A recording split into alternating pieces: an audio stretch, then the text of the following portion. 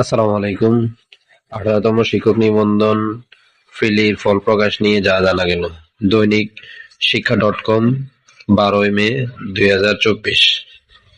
18তম শিক্ষক নিবন্ধনের প্রিলিমিনারি পরীক্ষার ফল আগামী এক সপ্তাহের মধ্যে প্রকাশ করতে পারেন বলে বেসরকারি নিবন্ধন কর্তৃপক্ষ সচিব ওবায়দুর রহমান দৈনিক আমাদের বার্তাকে জানিয়েছে।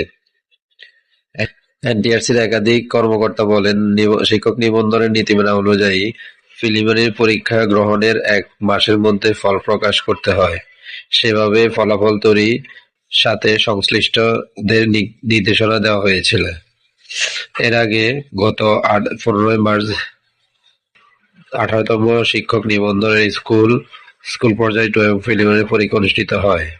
এদিন সকাল 9:30 থেকে 10:30 পর্যন্ত দেশের 8টি বিভাগের 24টি জেলা শহরে এ পরীক্ষা অনুষ্ঠিত হয়।